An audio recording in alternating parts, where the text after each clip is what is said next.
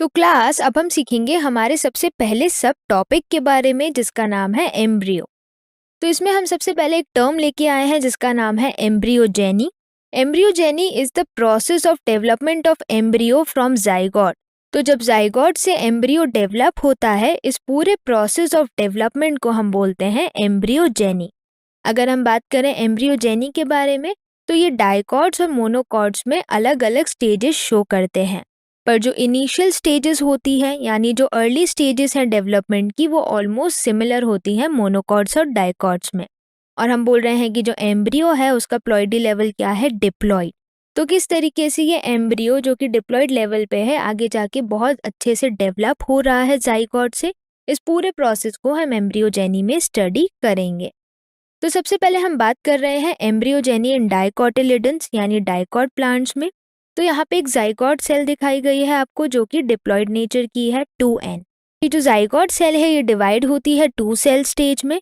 2 cell structure फिर वापस divide होता है और बनाता है 4 सेल स्ट्रक्चर, और फाइनली इससे बन जाता है हमारी ऑक्टेंट स्टेज। फिर यहाँ पर आप इमेज देख पा रहे हैं किस तरीके से जाइगोट सेल डिवाइड हुआ है और यहाँ पे 2 सेल स्टेज डेवलप किया है। जो ऊपर वाली सेल है उसे हम बोलते हैं एपिकल सेल या टर्मिनल, और जो नीचे वाली है वो है हमारी बेसल सेल। फिर बेसल सेल्स फर्दर डिवाइड होती है और बहुत सारी सेल्स में डेवलप होती है जिन्हें हम बोलते हैं सस्पेंसर सेल, और इस पूरे स्ट्रक्चर को हम बोलते हैं प्रो एम्ब्रियो। तो जो 2 सेल स्टेज थी उसमें जो बेसल सेल थी वो आगे जाके डेवलप हुई सस्पेंसर सेल्स में। सस्पेंसर सेल्स ने फिर फर्दर डिवीजन शो किए और ये 6 to 8 स्टेज डेवलप करी जिसे हमने बोला प्रो एम्ब्रियो। और फिर फाइनली आगे जाके ये एक ग्लोबुलर स्टेज में कन्वर्ट हो जाते हैं एम्ब्रियो की। तो यहाँ पर हम देख पा रहे हैं अलग अलग स्ट्रक्चर्स एम्ब्रियो के।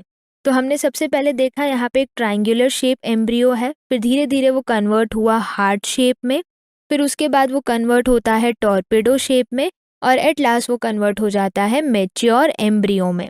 तो किस तरीके से प्रो एम्ब्रियो पहले ग्लोबुलर में आया, ग्लोबुलर से फिर उसने ट्रायंगुलर शेप शो किया, उसके बाद हार्ट शेप, टॉर्पेडो शेप, और एट लास्ट उसने मैच्योर एम्ब्रियो वाला शेप डेवलप कर लिया। तो इसमें अगर हम बात करें, जो ऊपर वाली ये स्ट्रक्चर आप देख पा रहे हैं इसे हम बोल रहे हैं प्लेम्यूल, जो आगे जाके शूट सिस्टम डेवलप करेंगे। और जो नीचे वाला पार्ट आप देख पा रहे हैं ये है रेडिकल, जो नीचे से फिर रूट सिस्टम को डेवलप करेंगे। और ये जो 2 पार्ट्स आपको दिख रहे हैं ये है कॉटिलिडन्स। इसके बाद हम बात करेंगे एम्ब्रियोजेनी इन मोनोकॉटिलिडन्स, यानी जो मोनोकॉट प्लांट्स है उसमें एम्ब्रियोजेनी कैसे हो रही है। तो इसमें भी हमारे पास जाइगोट था जो कि डिप्लॉइड नेचर का था। इसमें डिविजन्स हुए और उससे बना बेसल सेल और टर्मिनल सेल। तो इन बेसल और टर्मिनल सेल्स के आगे फिर हम बात करते हैं जो टर्मिनल सेल है वो डिवाइड करती है यहाँ पर।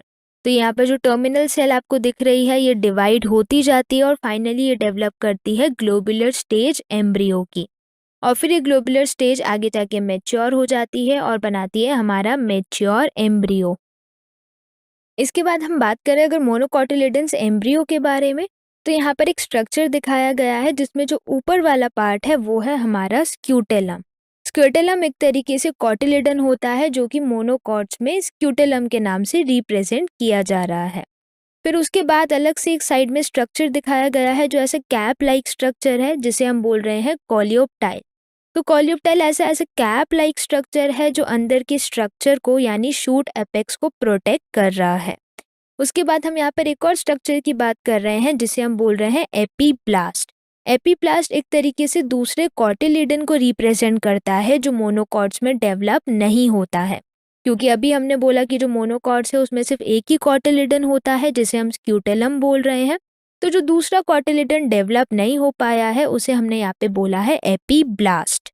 उसके बाद हम बात करते हैं रेडिकल की जो आगे रूट डेवलप करेगी। रेडिकल को प्रोटेक्ट करने वाले हैं हमारे पास कोलियोराइजा, जो एक अनडिफरेंशिएटेड कवरिंग है उसे हमने बोला कोलियोराइजा। और यहाँ पर आपको दिखाया गया है रूट कैप जो आगे जाके रूट को प्रोटेक्ट करेगी। उसी के साथ साथ अगर हम कंपेयर करें डाइकॉट्स के एम्ब्रियो को, तो यहाँ पर डाइकॉट का एम्ब्रियो दिखाया गया है जिसमें हमें यहाँ पर दिखाया है प्लेम्यूल जो आगे जाके शूट एपेक्स में डेवलप होगा। हमें फिर यहाँ पे दिखाया गया है हाइपोकोटाइल, एक ऐसा रीजन जो आगे जाके टर्मिनेट होगा रूट में, यानी जो रेडिकल वाला पार्ट है जो आगे रूट में डेवलप हो जाएगा। और यहाँ पर आपको दिखाए गए हैं 2 कॉटिलिडन्स, और जैसा कि हमें पता है कि जो डाइकॉट्स हैं उनका कैरेक्टरिस्टिक फीचर होता है 2 कॉटिलिडन। और एट लास्ट यहाँ पे दिखाई गई है रूट कैप, जो कि इस रेडिकल से रूट डेवलप होगी, उसे as a protective covering provide करेगी। तो क्लास, अगर हम इन दोनों चीज़ों को डिफ्रेंशिएट करें एक टेबल की फॉर्म में, तो यहाँ पर आपको एक टेबल दिखाई गई है जिसमें हम डाइकॉट्स और मोनोकॉट्स को डिफ्रेंशिएट कर रहे हैं। सबसे पहले अगर हम बात करें नंबर ऑफ कॉटिलिडन्स के बारे में, तो ये आप सभी को बहुत अच्छे से पता है कि डाइकॉट जो है उनके अंदर कितने कॉटिलिडन होंगे। उनके अंदर होते हैं 2 कॉटिलिडन्स। और जो मोनोकॉट्स हैं उनके अंदर कितने कॉटिलिडन होंगे, उनके अंदर होता है 1 कॉटिलिडन। उसके बाद स्क्यूटेलम की बात करें, जैसे अभी हमने सीखा है कि जो डाइकॉट्स हैं उनमें ऐसा कोई स्ट्रक्चर नहीं था, यानी scutellum is absent in dicots.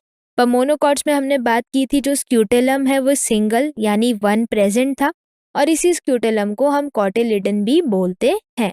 तो यहाँ पर आपको एक इमेज दिखाई गई है जिसमें आपको एक तरफ दिखाया गया है डाइकॉट सीड और दूसरी तरफ आपको दिखाया जा रहा है मोनोकॉट सीड।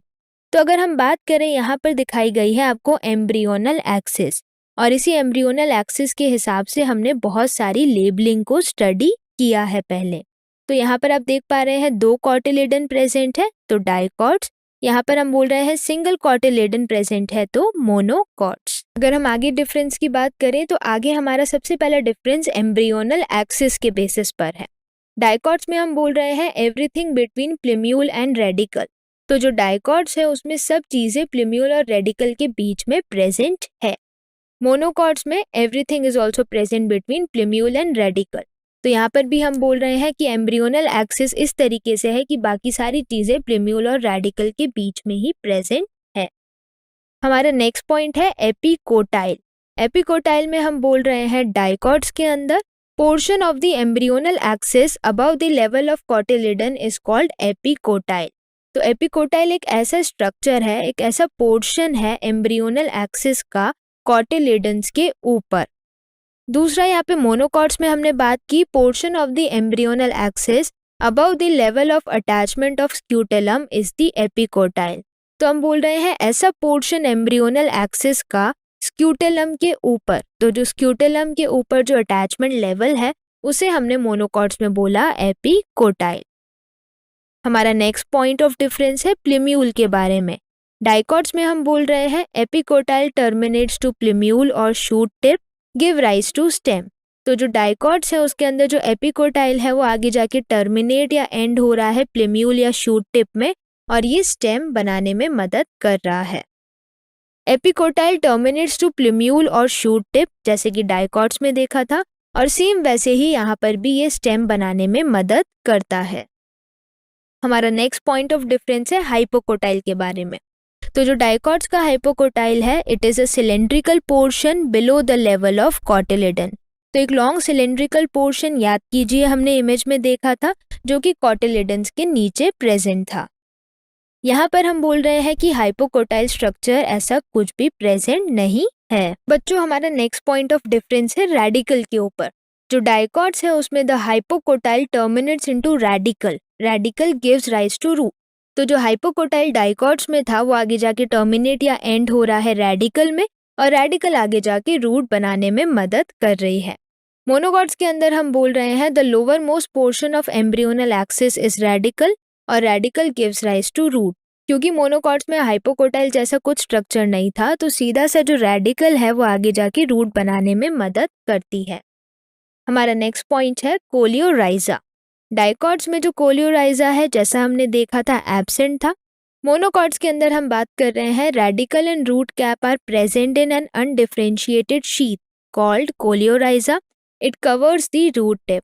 तो जो रेडिकल और रूट कैप है वो प्रेजेंट है एक अनडिफरेंशिएटेड शीथ या कवरिंग में, जिसे हम कोलियोराइजा बोलते हैं, और ये रूट टिप को कवर करने में हमारी मदद करता है। हमारा नेक्स्ट पॉइंट है कोलियोप्टाइल। कोलियोप्टाइल की हम बात करें तो डाइकॉट्स में एब्सेंट है। मोनोकॉट्स के अंदर ये एक प्रोटेक्टिव शीथ का काम करती है जो कवर करती है शूट एपेक्स को और सम फोलियर लीव्स। तो एक प्रोटेक्टिव शीथ है जो किस तरीके से शूट एपेक्स को प्रोटेक्ट कर रही है। इसके बाद अब यहाँ पर देख पा रहे हैं dicotyledonous seed showing epicotyl and hypocotyl. तो यहाँ पे एक डाइकॉट सीड दिखाई गई है जिसमें ये ऊपर जो लीफी स्ट्रक्चर आपको दिख रहा है, जो लीफ लाइक पार्ट आपको दिख रहा है, ये है हमारा एपिकोटाइल।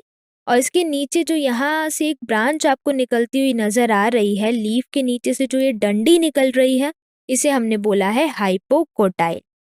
और ये वाला जो पार्ट है हाइपोकोटाइल के नीचे, ये आगे जाके डेवलप हो जाएगा रेडिकल, और रेडिकल फिर आगे जाके बनाएगी रूट। और ये आपको 2 कॉटिलेडन्स दिख रहे हैं क्योंकि एक ये डाइकॉट सीड है। और पूरा अरेंजमेंट जो हम यहाँ पर बात कर रहे हैं, जिसमें हम बोल रहे हैं एपिकोटाइल, हाइपोकोटाइल और रेडिकल, ये तीनों मिलके बनाते हैं एम्ब्रियोनल एक्सिस। इसके बाद हम बात कर रहे हैं monocotyledonous seed showing epicotyl and coleoptile. तो यहाँ पर मोनोकॉट की सीड दिखाई गई है जिसमें एपिकोटाइल और कॉलियोप्टाइल हम देखेंगे। सबसे पहला ऊपर है कॉलियोप्टाइल, जैसा हमने सीखा एक प्रोटेक्टिव शीट जो कि शूट एपेक्स को बचाएगी। और उसके बाद नीचे दिखाया गया है एपिकोटाइल रीजन, उसके नीचे हमें दिख रहा है रेडिकल। और अल्टीमेटली हमने बोला एपिकोटाइल और रेडिकल मिलके बनाते हैं एम्ब्रियोनल एक्सिस मोनोकॉट्स की। हम बात कर रहे हैं यहाँ पर ये जो पूरा स्ट्रक्चर आपको दिख रहा है, ये पूरा स्ट्रक्चर हम बोलते हैं होता है स्क्यूटेलम या सिंगल कॉटिलिडन। तो क्लास, क्या आप रेडी हैं अब एक कॉन्सेप्ट टेस्ट के लिए? चलिए यहाँ पर एक चैलेंज हम फेस करते हैं। हमारा क्वेश्चन है the sequential stages in embryogeny in dicots is option A globular, pro embryo, heart shape, mature embryo. Option B zygote, pro embryo, globular, heart shape, mature embryo. Option C heart shape, pro embryo, globular, zygote, mature embryo. Option D zygote, globular, pro embryo, heart shape, mature embryo. तो बच्चों, आपको इन चारों option में से एक सही sequential stages select करनी है जो कि डाइकॉट्स के अंदर एम्ब्रियोजेनी को बहुत अच्छे से डिफाइन कर रही है। हम यहाँ पर वीडियो को 2 मिनट के लिए पॉज करेंगे ताकि आप इस क्वेश्चन को सॉल्व कर लें और अपना आंसर अच्छे से कॉपी में नोट डाउन कर लें। तो बच्चों, हमारा आंसर है बी, यानी जो सीक्वेंशियल स्टेजेस हैं एम्ब्रियोजेनी की डाइकॉट्स के अंदर, उसमें सबसे पहले बनता है जाइगोट। जाइगोट आगे जाके डेवलप होता है प्रो एम्ब्रियो में, प्रो एम्ब्रियो फिर शो करता है globular stage, heart shape stage और एट लास्ट मैच्योर एम्ब्रियो। तो क्लास, इसके बाद हम बात करेंगे हमारे दूसरे सब टॉपिक के बारे में जिसका नाम है एंडोस्पर्म। एंडोस्पर्म की प्लॉइडी लेवल, जैसा हमने पहले सीखा है, ट्रिप्लॉइड होती है यानी 3n। अगर हम एंडोस्पर्म की बात करें तो जैसा हमने सीखा था, जो मेल गेमीट है ये फ्यूज हो रहे थे पोलर न्यूक्लियाई से। मेल गेमीट हमारा यहाँ पर हैप्लॉइड था और जो पोलर न्यूक्लियाई थे वो डिप्लॉइड थे। तो 2n + n मिलके बना रहे थे ट्रिप्लॉइड प्लॉइडी लेवल यानी 3n। तो जो मेल गेमीट वो फ्यूज हुए पोलर न्यूक्लियाई के साथ और इससे सबसे पहले बना था PEN यानी प्राइमरी एंडोस्पर्म न्यूक्लियस, जो कि ट्रिप्लॉइड नेचर का था। फिर PEN आगे जाके डेवलप होता है, इसके अंदर न्यूक्लियर डिविजन्स होते हैं विदाउट सेल वॉल फॉर्मेशन। तो ऐसे न्यूक्लियर डिवीजन, ऐसा न्यूक्लियस का डिवीजन जिसमें कोई सेल वॉल नहीं बन रही है, उसे हमने बोला फ्री न्यूक्लियर एंडोस्पर्म। और एट लास्ट फिर हम बात करते हैं सेल वॉल बनने लग गई थी और उसे हमने बोला सेल्यूलर एंडोस्पर्म। तो बच्चों, फ्री न्यूक्लियर एंडोस्पर्म और सेल्यूलर एंडोस्पर्म को समझने के लिए हम यहाँ पर कोकोनट का एग्जाम्पल देखेंगे। कोकोनट यानी नारियल। तो यहाँ पर आप देख पा रहे हैं जो कोकोनट का वाइट वाला पार्ट है, जो हम बहुत शौक से खाते हैं और पसंद भी करते हैं, ये वाइट वाला पार्ट होता है फ्री न्यूक्लियर एंडोस्पर्म, जिसमें कोई सेल वॉल नहीं बनी है। उसके बाद जो वाइट वाले पार्ट को सराउंड कर रहा है, ये जो ब्राउन वाला पार्ट आप देख पा रहे हैं, हम इसमें बात करते हैं सेल्यूलर एंडोस्पर्म की। तो surrounding the white free nuclear endosperm is the cellular endosperm. तो क्लास, क्या आप रेडी हैं अब एक चैलेंज के लिए? चलिए इस चैलेंज को हम कॉन्सेप्ट टेस्ट के थ्रू यहाँ पर देखते हैं। हमारा क्वेश्चन है ploidy of endosperm is A 3n, B 2n, C n, D both A and C। तो बच्चों, आपको इन चारों ऑप्शन में से एक सही ऑप्शन सेलेक्ट करना है जिसमें आपको एंडोस्पर्म की प्लॉइडी लेवल को पहचानना है। हम यहाँ पर वीडियो को 1 मिनट के लिए पॉज करेंगे ताकि आप इस क्वेश्चन को सॉल्व कर लें और अपना आंसर अच्छे से अपनी कॉपी में नोट डाउन कर लें। तो बच्चों, हमारा आंसर है A यानी 3n। जैसा हमने सीखा था कि जो मेल गेमीट है वो फ्यूज होता है दो पोलर न्यूक्लियाई के साथ और फिर आगे जाके वो बनाता है प्राइमरी एंडोस्पर्म न्यूक्लियस जो कि 3n होता है और ये प्राइमरी एंडोस्पर्म न्यूक्लियस फिर आगे जाके एंडोस्पर्म में कन्वर्ट हो जाता है।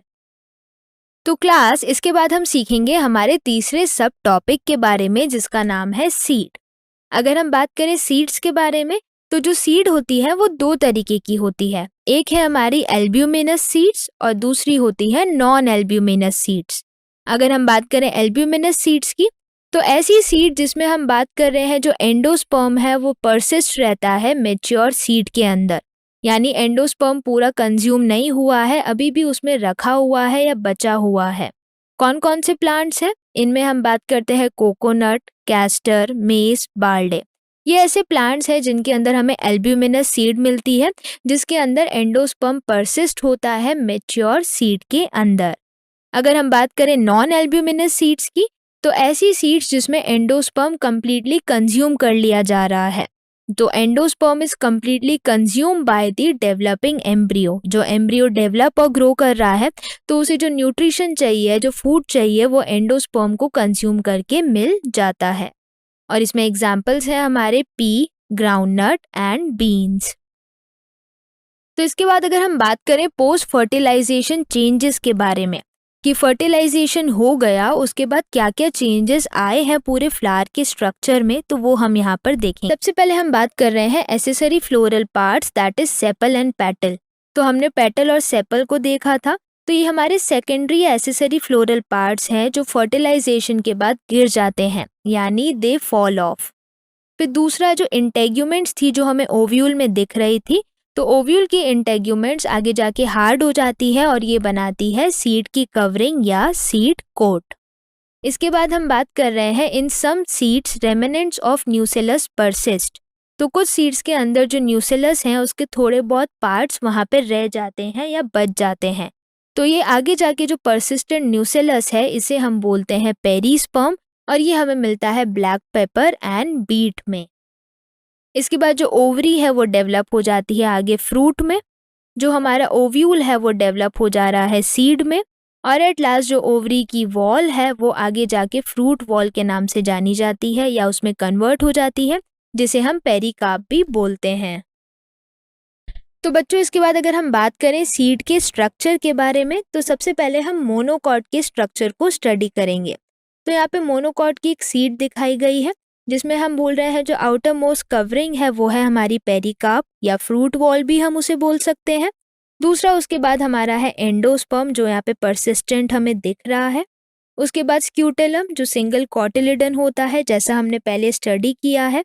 स्क्यूटेलम के बाद हमें दिख रहा है प्लेम्यूल, प्लेम्यूल के नीचे मिल रहा है रेडिकल, और एट लास्ट हम बात कर रहे हैं एक अनडिफरेंशिएटेड शीट जिसे हमने कोलियोराइजा बोला था। वहीं अगर हम बात करें डाइकॉट के सीड स्ट्रक्चर के बारे में तो यहाँ पे आपको डाइकोटिलिडनस सीड दिखाई गई है जिसमें हम बात कर रहे हैं ये जो रीजन आपको दिख रहा है ये है हाइपोकोटाइल। हाइपोकोटाइल के बाहर की तरफ जो लीफी स्ट्रक्चर है वो है एपिकोटाइल।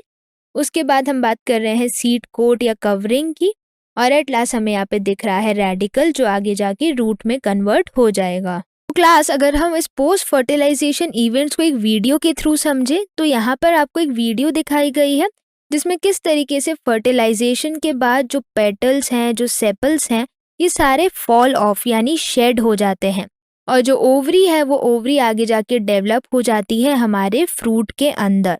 और अल्टीमेटली फिर हम बात करते हैं जो अंदर ओव्यूल है वो डेवलप होता है सीड में।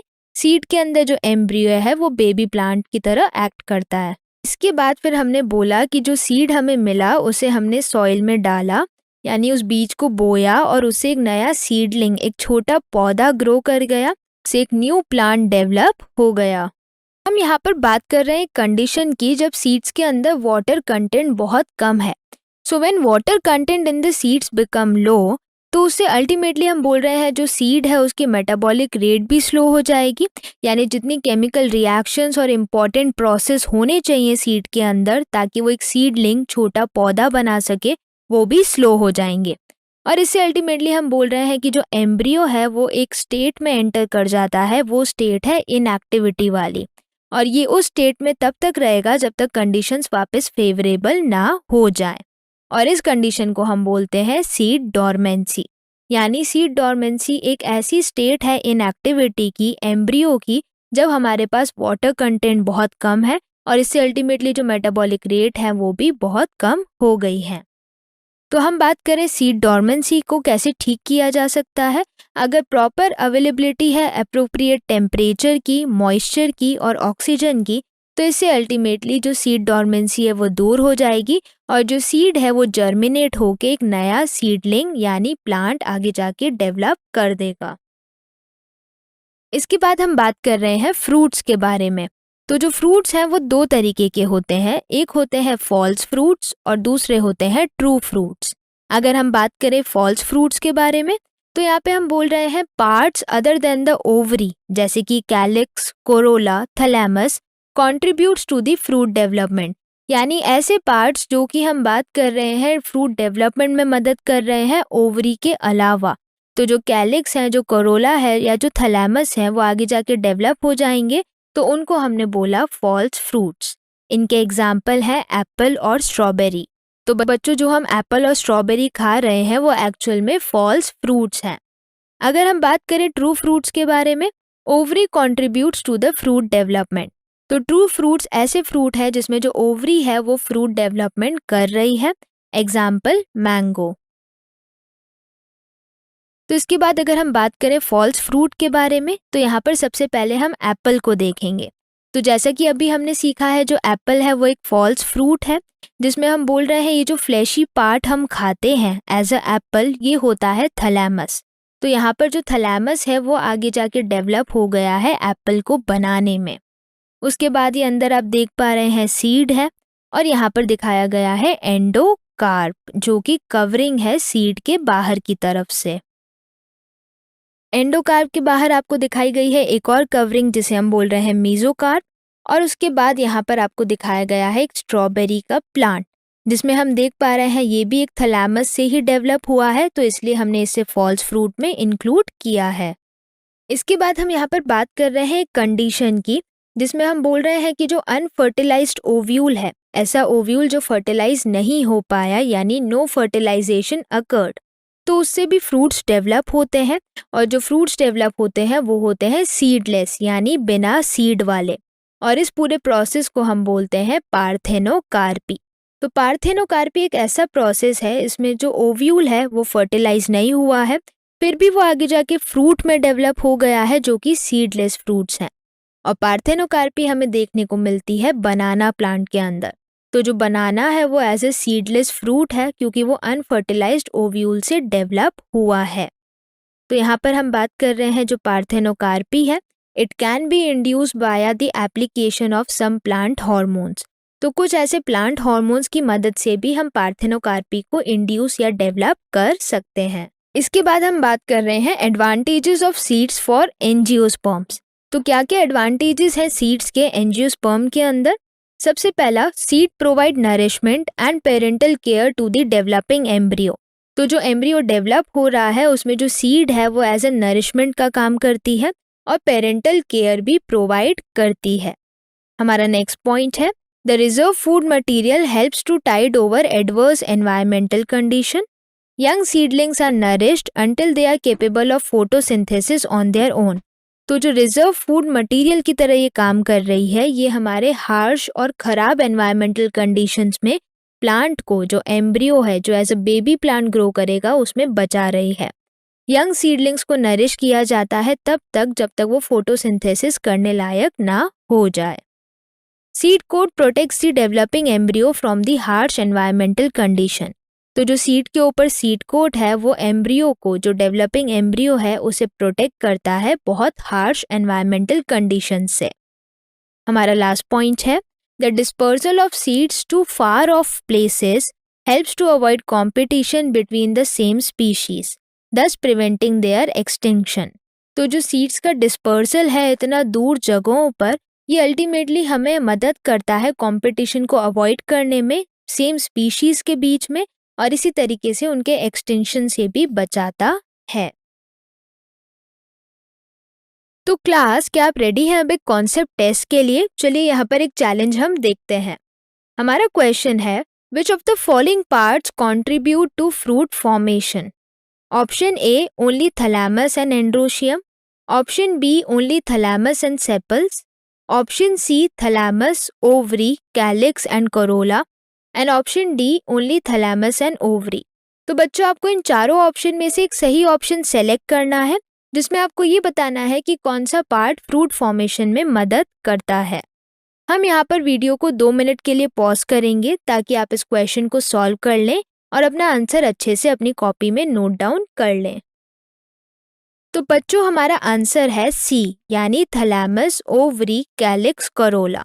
तो जैसा कि हमने सीखा कि 2 तरीके के फ्रूट होते हैं, फॉल्स एंड ट्रू फ्रूट्स।